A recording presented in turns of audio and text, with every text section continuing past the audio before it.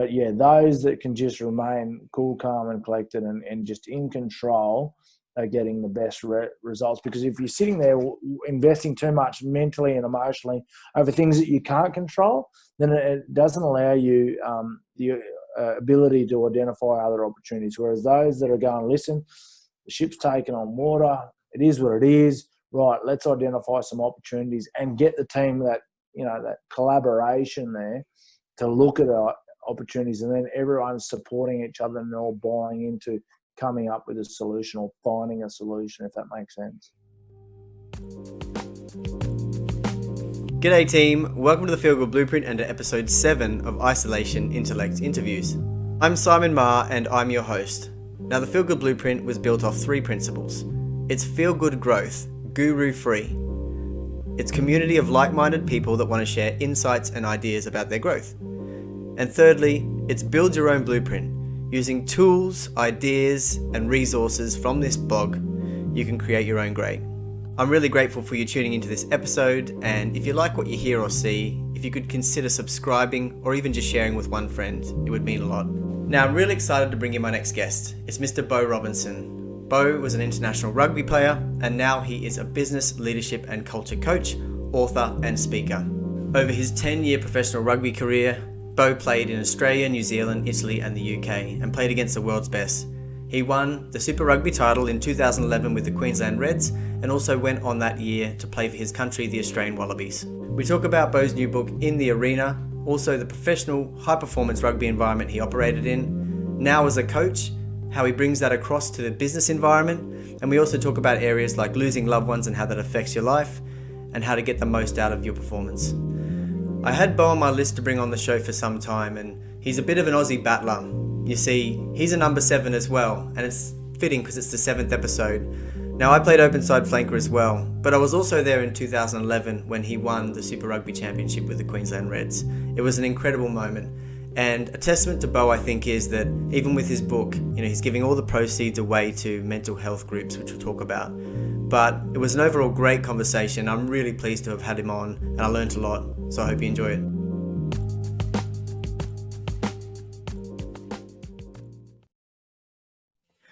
And here I am with Mr. Beau Robinson. Welcome to the Feel Good Blueprint. Thanks for having me. I'm excited for the interview. Amazing, very good. We've not actually formally met before, but I feel like we've got so much in common. I've just finished your fantastic new book, which we'll get into. But I thought it might be useful to start with a bit of a background on yourself. Yeah, no problems. Beau Robinson, Australian. Some of those probably picked up already the accent, but I was born in Alice Springs in the centre of Australia there near Ayers Rock, Uluru, and grew up in some of Australia's biggest cattle stations initially, the first couple of years, and then we moved down to Dubbo, which is still country New South Wales, when I was about 7 years of age.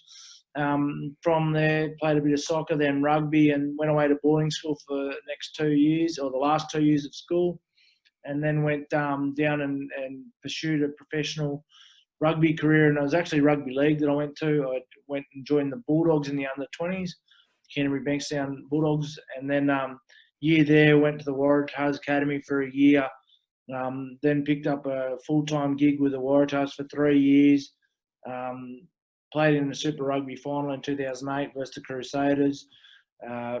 From there, didn't get offered another contract and found myself in the 3rd division in Italy.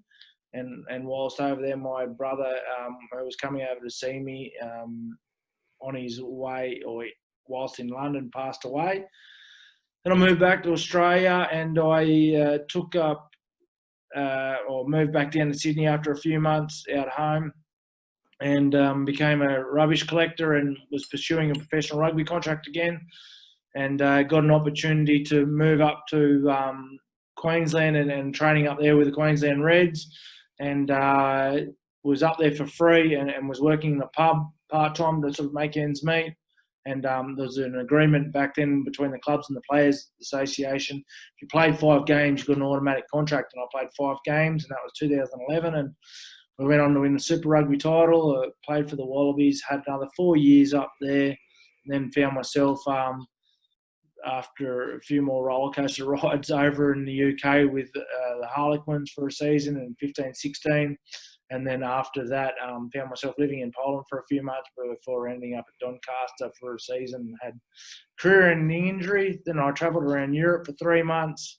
Had Christmas in Poland. My wife's Polish with her parents, and then literally moved back to Dubbo on the 1st of January 2018. Here I am now doing business leadership coaching. Amazing. That's you've been through so many different things in your life, and that's what we're going to talk about today. And again, I'm really thrilled to have you on. So thanks so much. Let's dive into the book that you've just written, which I've just finished, In the Arena. But I have to say, I finished the book and it was a fantastic read. I couldn't put it down, as I was saying before. I only had to put it down to do the exercises that are in the book, which I found really, really useful. And that was great to learn a bit more about you and your life. Tell us a bit about the book and sort of what you wanted to achieve with that. Yeah, so the book is, I suppose, it's a guide for those people that either want to be successful or have sort of had a setback and, facing a bit of adversity or going through a bit of adversity, which is obviously quite topical with what we're going through now with COVID. And just probably outlines the steps and traits required to be successful. And, it's targeted at predominantly business leaders. But I'd say, and you've read it, it's pretty applicable to anyone really. Like the same steps and traits are required to be successful, irrespective of what industry or field you are pursuing that. And my journey was a little bit different than most others, having just gone through what we talked about then. I thought it would be of value and beneficial to other people to listen to it or read it, and hopefully help them and assist them.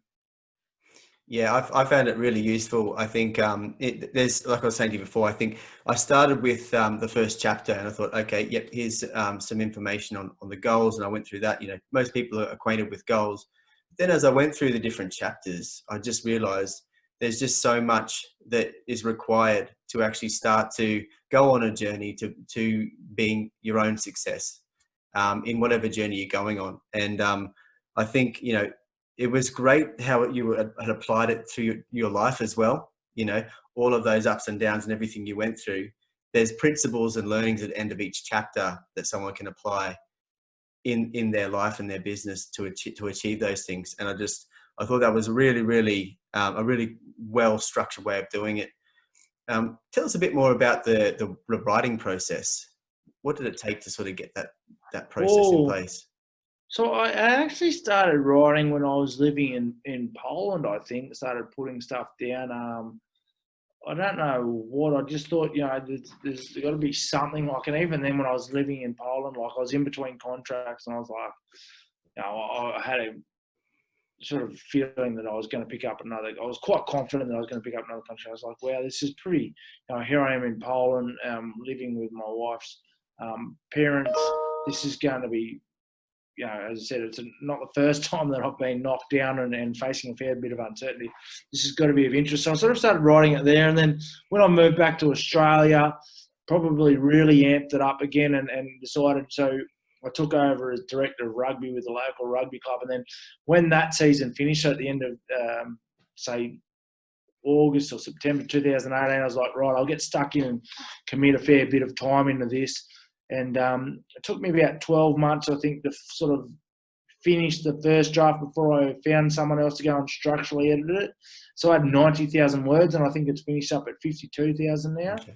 So, I'd repeated myself a lot because it's not necessarily easy to write. Like, it's not just from start to finish. Like, you'd think I'd have blockages at certain parts, and I'm like, I can't think of what to write there. So I'd go forward and write something else, or I'd think of a cool story and say, yeah, I've got to put that in there. And it was an interesting process. And by the time I finished it, I not resented, but just was over it. I invested so much mentally and emotionally into the book.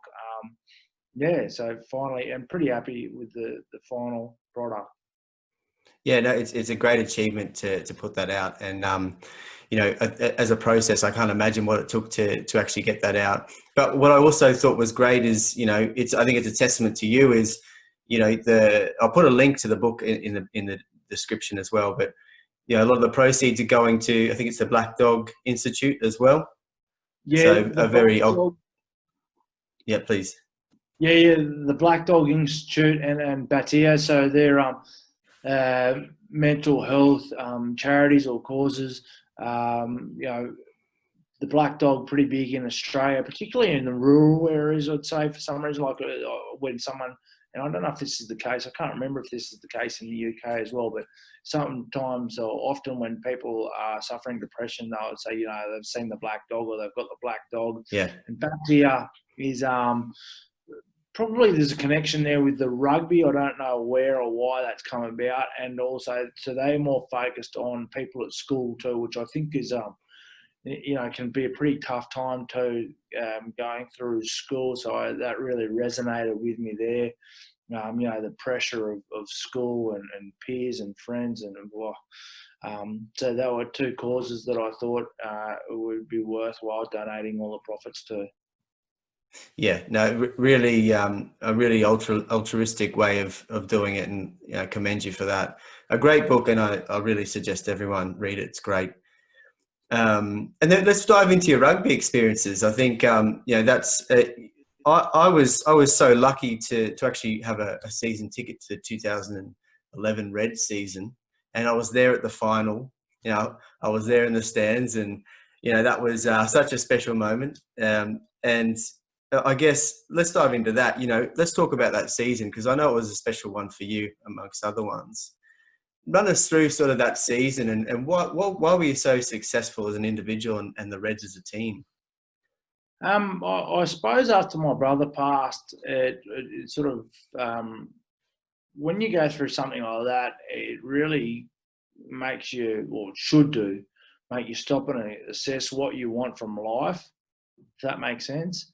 And it really did for me, made me sort of go, well, what's this all about? So I really backed myself. I thought, I've got nothing to lose. That's why I was happy to go up to the Reds and train for free. Like, what's the worst that happens? I go up there, I don't make it, and I'm back down in New South Wales in 6 months or whatever it may be.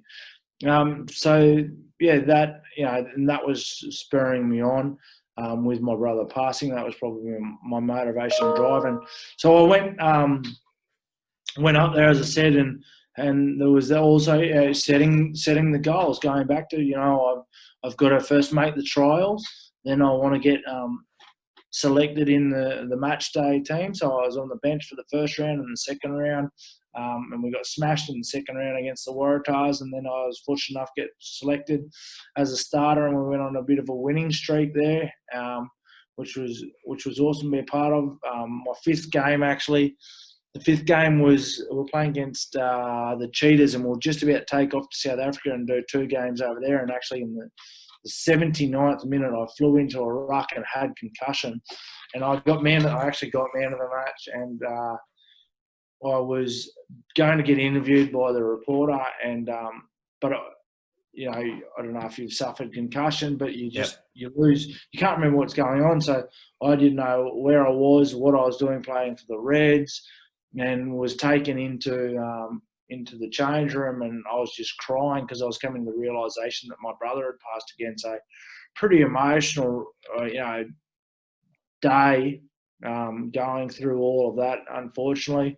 Managed to get on the plane. We went over there. We beat the Stormers, who were number 1 at the time, and we were number 2 at home, and really got a lot of momentum and belief after that game. And yeah, just the momentum kept going, and actually also had a dislocated elbow there against the Crusaders. Had surgery on that and missed 3.5 weeks, and just made it back. Fortunately, we had the first week off of the semi-finals, and made it back for the semi-final against the Blues, which we won convincingly, and then the Crusaders. So yeah, it was even the season was just a roller coaster of a ride. Yeah. Yeah, and with obviously with your brother, a my deepest condolences with that. I had something similar with a family member, a cousin, actually passed many years ago, and for me, I don't know if it's the same for you. Carrying that with you can give you so much strength and motivation in the journey. That's what it did for me. How did that occurrence? How did that change things for you? Yeah, well, as I said before, it just sort of made you sort of stop and assess, without getting too deep, what is life about, but also what do I want from life? Like, knowing that it could finish. Like everyone, I suppose, has this big plan that they'll go to work and work as hard as they can, or work hard anyway, and then it's all about waiting until you get to retirement to sort of live and experience life. Not everyone, obviously, but I was just like, well, that's not what I'm going to be about. I'm just going to make a go of everything, sort of thing, from now on. And yeah, as I said, it spurred me on. But you're right. Like you've got how you look at that. I suppose I choose to look at that as a blessing that he was 21. Some people will look at it and say, well, he was only 21 and I'm, that's so young. And yeah, it is if you compare it to the average age or lifetime of someone. But if you compare it to an 11-year-old, say, for example, then you're actually quite grateful that they've had that. No, I'm grateful for even, the fact it was 21 and not 20, because so much happened in that last 12 months where we were living together that I'm so glad that, grateful for that, if that makes sense. So it's something that can be quite tough to, I suppose, share that and have that perspective with people that, A, haven't gone through it, or B, they have and they still can't see why you may have that perspective on life anyway, seems though you have lost the closest person in your life to you. Yeah. And it's clear you've been through so many obstacles, so many things you've had to come back from. I mean, I've got a memory of seeing it live when you did your elbow, for example, and you got straight back up, and I remember didn't look great, and that was a tough one you had to come back from really fast. Lots of things you've come back from. Let's move to, I think, what really excites you is those big arena moments. Something that I could really get a feeling for how much that meant to you, and tell us what that was like in those big arena moments and sort of stepping up, what it did for you.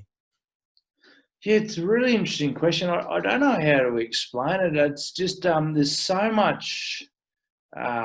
Is the word pressure? Excitement depends. I suppose it depends what sort of mindset you're in, isn't there?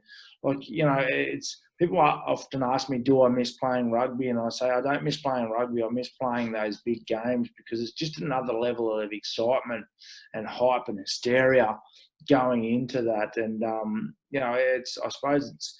For some people, it's probably like a drug, but there's no other way to get that feeling apart from being in the arena, if that makes sense. You can't really replicate that. And that can be something that can be quite challenging and frustrating for, I think, past professional rugby players too, that they want to emulate that feeling. You just can't do that, unfortunately. And I don't know that I've met anyone else either who has, been able to do that, which, again, it's just, I suppose I've just had to accept that, and I'm pretty fortunate that because of losing my brother, you sort of have to learn to accept things as it is, or otherwise you can't move on, if that makes sense. Yeah, but going into those big stadiums, packed, just love the thrill, of the challenge, I suppose. It's rugby is such a combative sport, and you're going in there testing yourself against the world's best, and you've just got so many people watching, whether it be the grand final or the British and Irish Lions was another big one. Phenomenal. Amazing feeling. Yeah, no, I can't imagine. I also saw the British and Irish Lions and Reds game live as well, and what a match that was too. I mean, there's probably so many you could mention. What are some of the real standout moments for you on and off the field that have left a mark with you?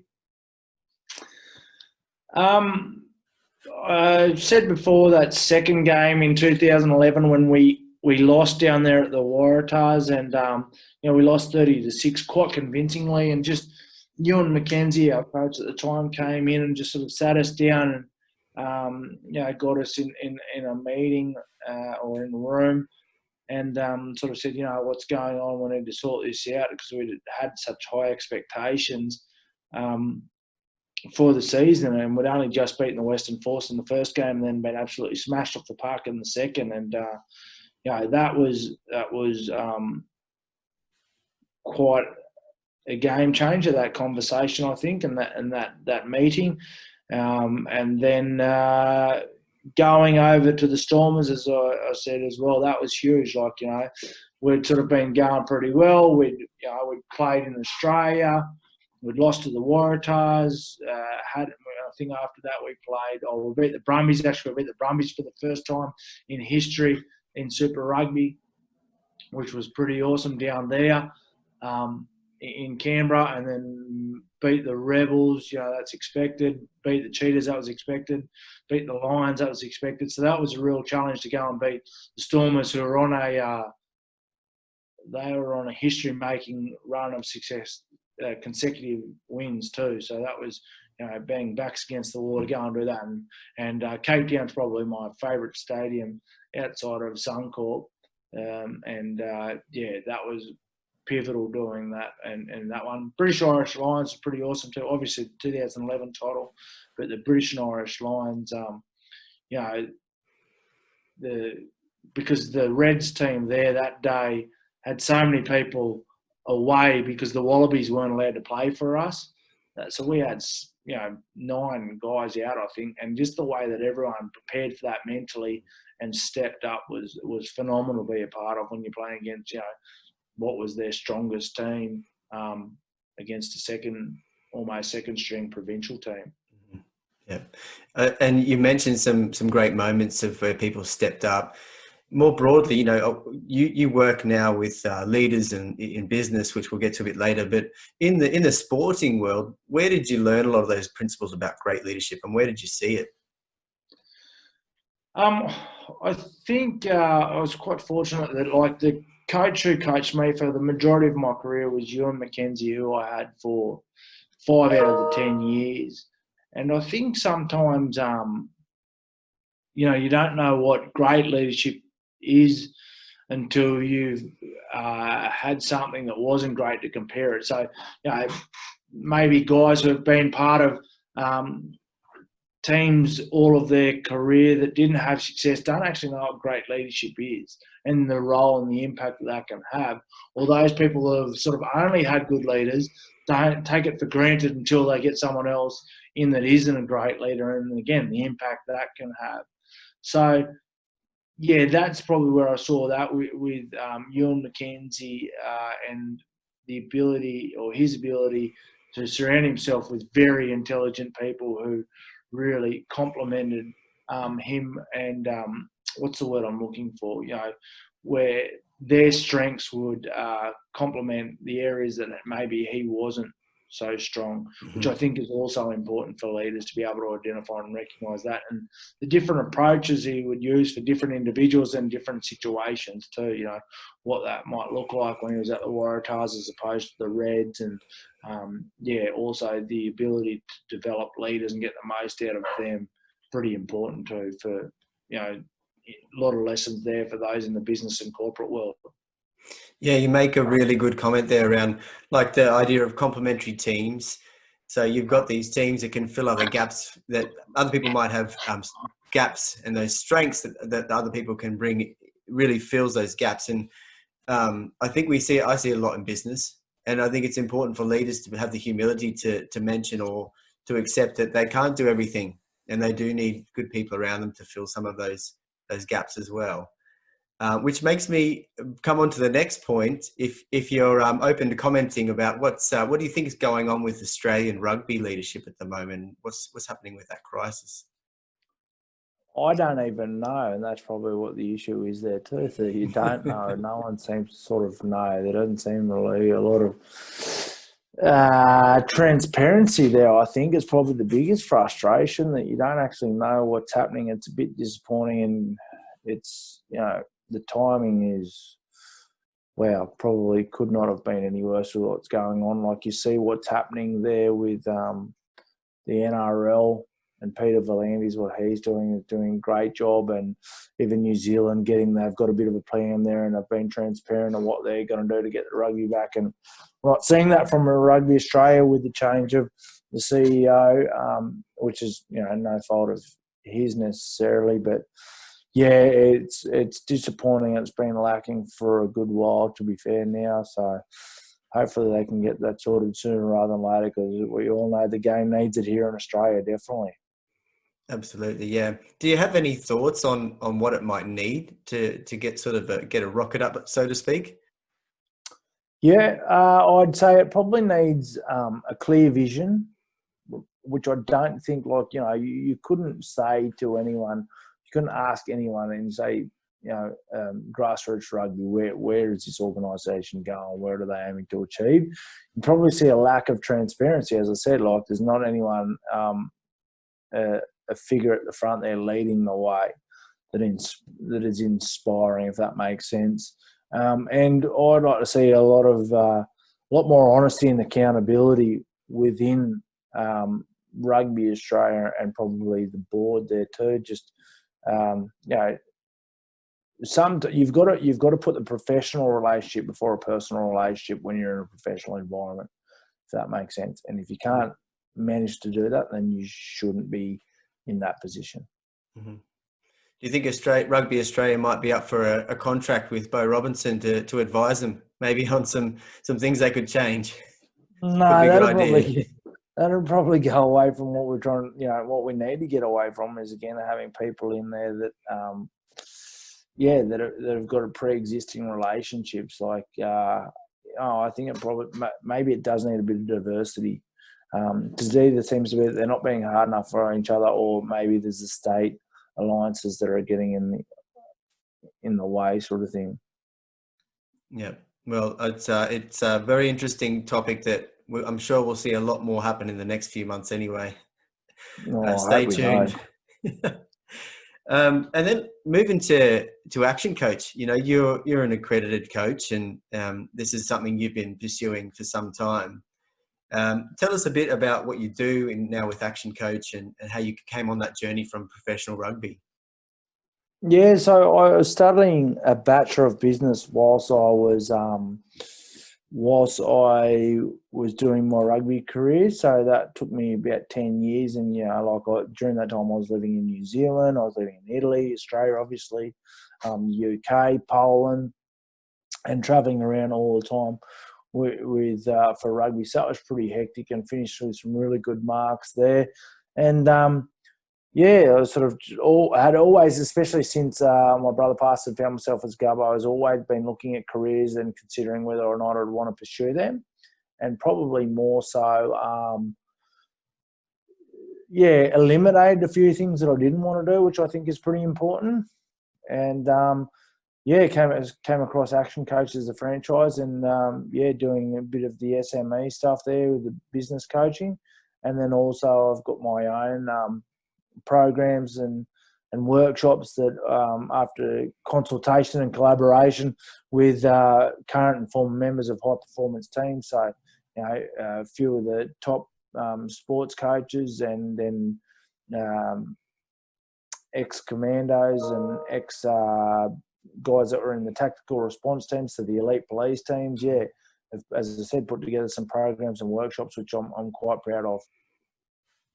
And you're working with a few businesses at the moment. Can you comment on what you're seeing, given the current situation? Are you seeing changes from how leaders, I suppose, view and approach business at the moment? Oh, I think yes and no.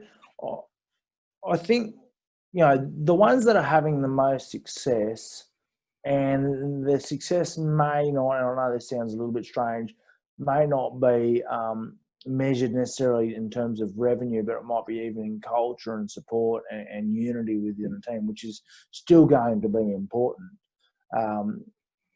Navigating through this uncertainty is those that are, again, clear in what they're aiming to achieve, how they're going to get there, have their team on board, and just remaining, cool, calm, and collected. Like, they're in control of their emotions. Talk a lot, like I've got the podcast Leaders Not Captains, talk about the importance of emotional intelligence as a great leader.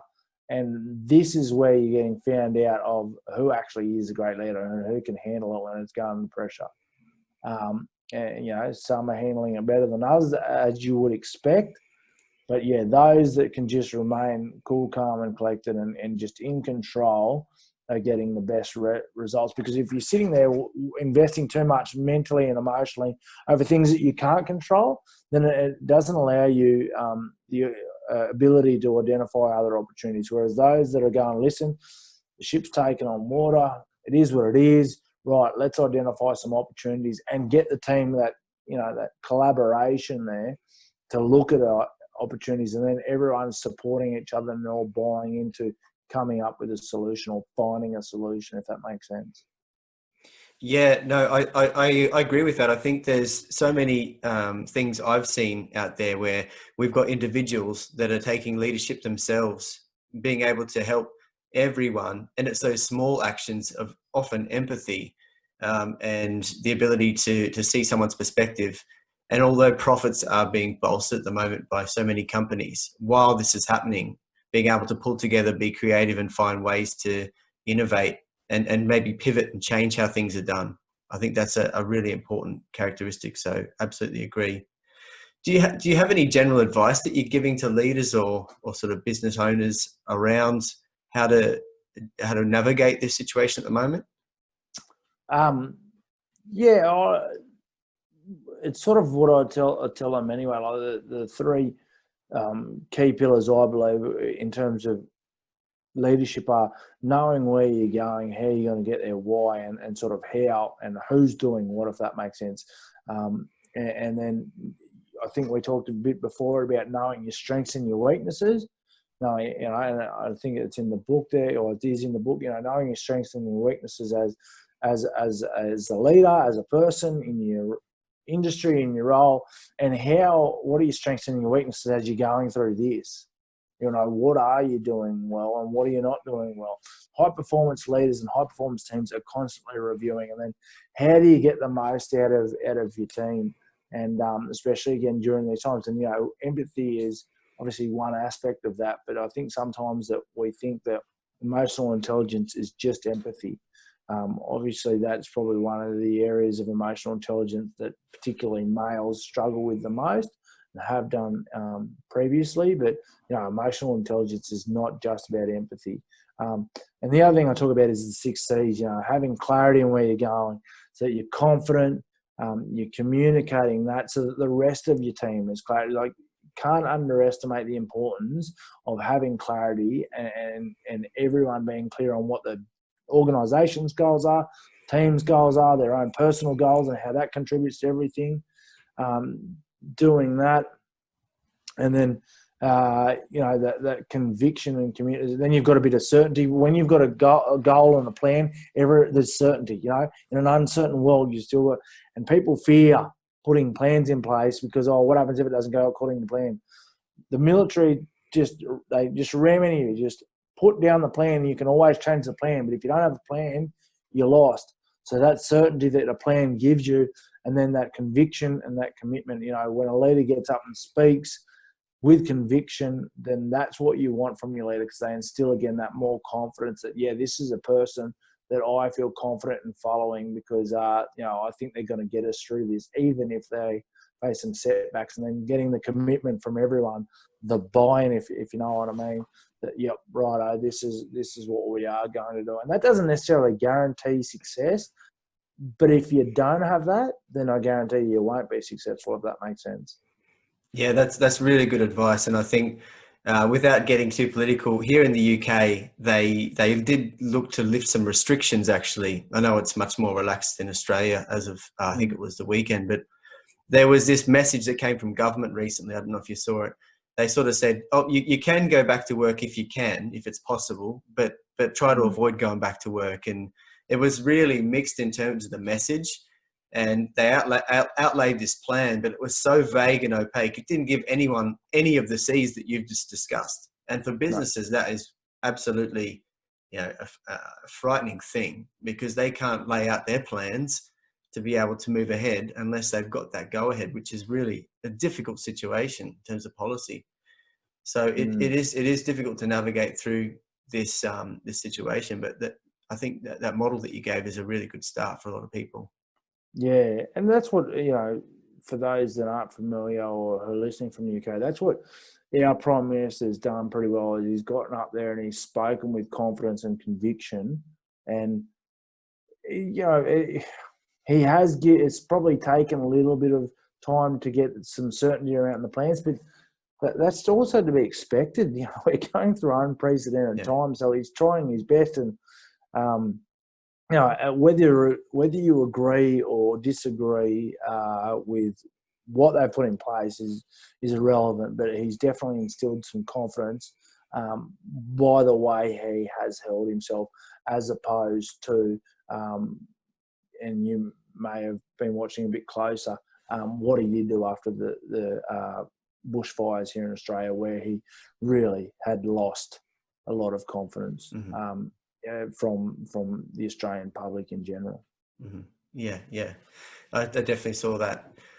Okay, and moving to some interesting questions I find myself, and it might apply to people that have come from a sporting arena and moving into business. And there are a lot of similarities which you draw upon in the book, but there's also some areas that I'm interested in. And it's sort of the question around, because I've played rugby before, obviously not near the level you've played, but I was a 7 and I used to put a lot of passion and aggression into how I played, just like you. And then moving to the business arena, it's different how you channel that passion and aggression. Obviously it's not a physical thing. How have you made that conversion of being able to have that passion, aggression, and that sort of real direct laser focus, and moving that into a business setting? Yeah, it's an interesting one. You've obviously still got to have your passion, like irrespective if you really want to pursue or achieve, extraordinary success. I suppose you've got to be passionate about something, because passion is sort of motivation. It's energy. So important to have something that you're passionate about, and even if that's not necessarily at work, to a great deal, hopefully you thoroughly enjoy your work, but your passion might be outside of that, which you haven't been able to monetize playing rugby, for example. Something that you really look forward to in life. So how have I done that? I genuinely love what I do. The aggression thing, I suppose, you've got to still have a place where you can release that or vent that, and that's maybe something that I haven't been able to do as well as what I would have liked. Maybe I would have liked to have got in some boxing, but just with the timing and whatnot, the times, I haven't been able to do that. So I'd prefer to train in the morning, and I haven't found anywhere where I can go and do some of that stuff early in the morning, if that makes sense. But yeah, I definitely miss that physical combative aspect. And I've started running again a little bit. I would like to be doing a bit more. But I think I talk about that in the book, or maybe I haven't, but I've definitely written about it before, that you've got to have a bit of a why as well. You've got to enjoy it, and then ideally have a why of why do you want to do this, and that's probably the biggest issue for me. So yeah, the passion is not necessarily a bad thing, and when you see team members having a go at each other, they might be arguing. Like, people often want to put the hose on that fire and whatnot, but really, when two people are having a go, 9 times out of 10, it means that they're passionate about it, which is good. That's what you want. You want that within people, and then you can, really, if it's harnessed properly, it'll hopefully something beneficial will come out of that, if that makes sense. Yeah.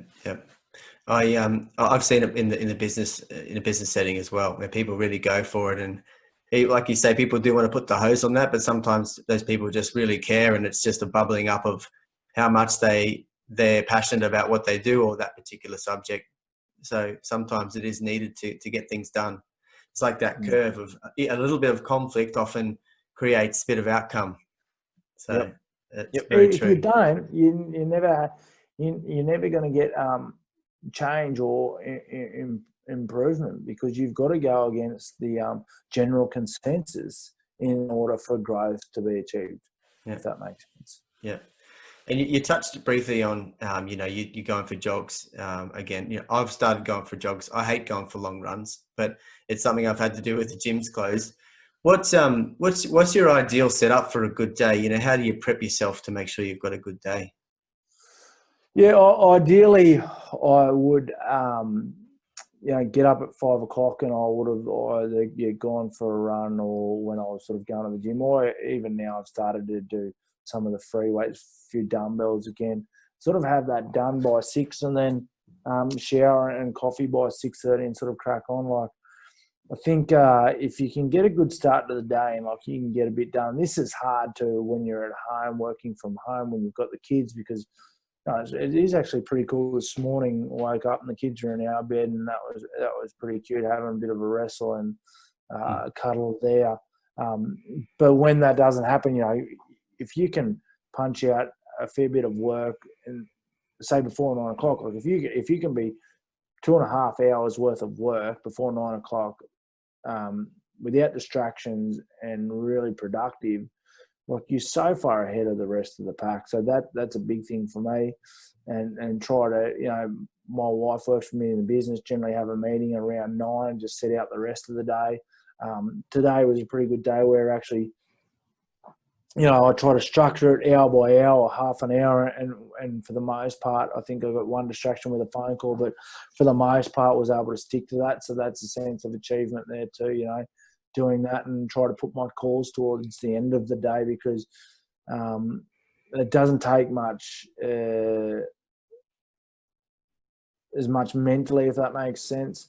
You don't want to be using stuff that's not, with those calls, it comes easy to me, as opposed to writing articles. Like, I like writing articles, but sometimes I just don't have the mental capacity to do that for the end of the day. So I try to get, probably familiar with the eat that frog, get the things that you don't want to do out of the way towards the start of the day. And then, a lot of creative stuff without necessarily doing a great deal of stuff after lunchtime, by the time I'm punched out, if it's been a good, productive day. Mm-hmm.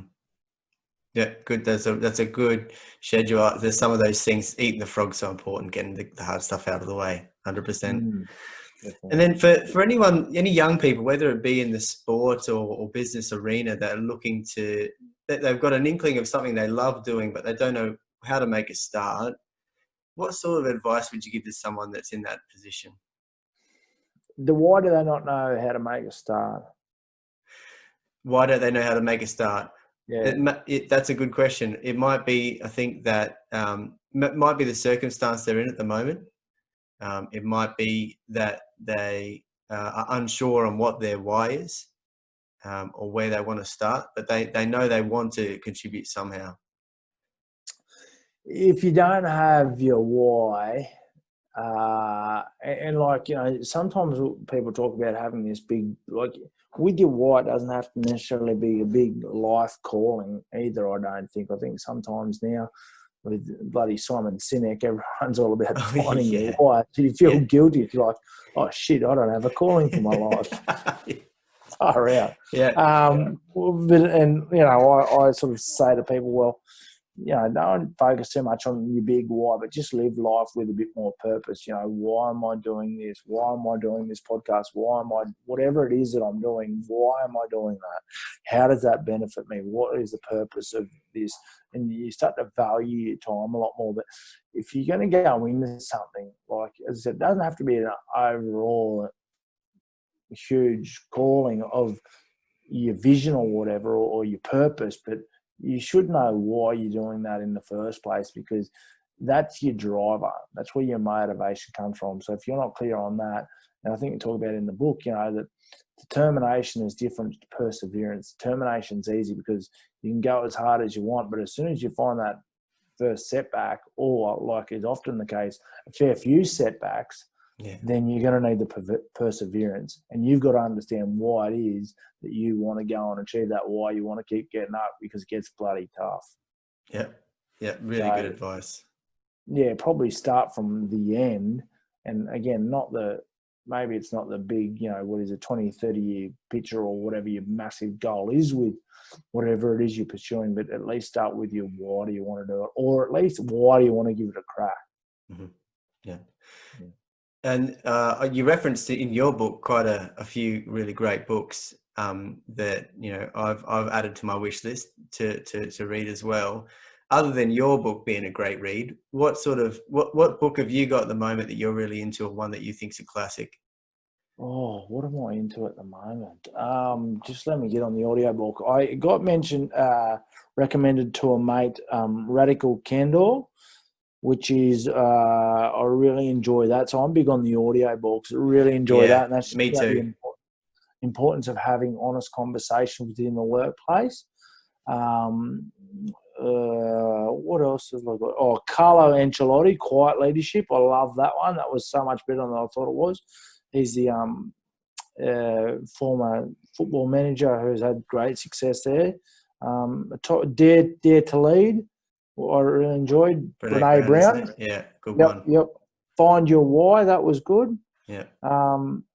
What are the other ones that I've actually been reading? You've been smashing the audiobooks. Yeah, I do smash them. I do love them. The Infinite Game, that was all right. Actually, Alistair Campbell, Winners and How They Succeed, was better than I thought. The 5 Steps to a Winning Mindset by Damien Hughes was good. What was his other one that he had? The Barcelona Way. Thoroughly enjoyed that. Yeah. That's a treasure trove right there for listeners. I'll be having a look at those as well. Yeah, I love book. I love listening and reading books. It's such a good, cheap, entertaining way to grow and learn, isn't it? Yeah, I get the audiobooks too. I prefer them because you can do things while you're listening, and you can speed it up a bit. If it's a slower one, you can speed it up and you can get through the book at a better pace. But yeah, they're great. They're really good. I love them. So I've got to get my book on the audiobook too, I think. Yes. Do you think you'd do the talking, narrating? I was just That's a big job. What do you reckon? I've had some interesting feedback about the way I speak. Some people say, "No way, you don't." Yeah, it's done in your voice though. You write in your voice, your tone of voice, and to have your voice on, I think would be pretty cool, pretty iconic. It would be pretty interesting trying to hear someone read it out. Maybe some people with their second language as English might maybe just be go, oh, that's a twang. What did he say there? They have to listen to it on slow. I think it'd be great. Yeah. Get in the booth, mate. Get it recorded. No, I reckon that would be, definitely beneficial to have it out there, because most people there was a good increase of people buying the book too when we got it to the hard copy, because people don't want, I know you read the PDF, but people don't want that. They actually want, I like the actual holding it in my hand, but it is pretty tough to do that these days with so much with what's going on with life and 2 little kids too. So, actually, I can't think what book it is. No. Because you can highlight, you can earmark, you can do all those really great things as well to extract the goodness out of the book. And I agree, there's nothing better than having a physical copy, which I will get when it's available. So amazing. Yeah, I don't know. I think we've sold out in the UK and maybe the US too. So that's how good's that? That's brilliant. Yeah. People are loving it. Get the person or the company that's publishing to send a fair few more, because I don't want that. There's nothing worse than people missing out, because if people want to make the sale, they want to make it there and then. Especially myself. Can't wait for it. Yeah, I'm pleased it's going well. And then just to wrap up, Beau, what are you excited about in the next sort of 6 to 12 months? What are you looking forward to? The next 6 to 12 months, I'm excited with where this book's going to go, and who's going to end up reading that, and what opportunities will come about that. I'm excited for. I feel as though, for me personally, I've done a fair bit of stuff during COVID that really, the presence online and the brand is really building, which I'm excited. I had a feeling it was going to kick off just before COVID and got to put a few things on the back burner, which is unfortunate, but it is what it is, isn't it? Like, if that's the worst thing that happened to me this year, I'm doing all right.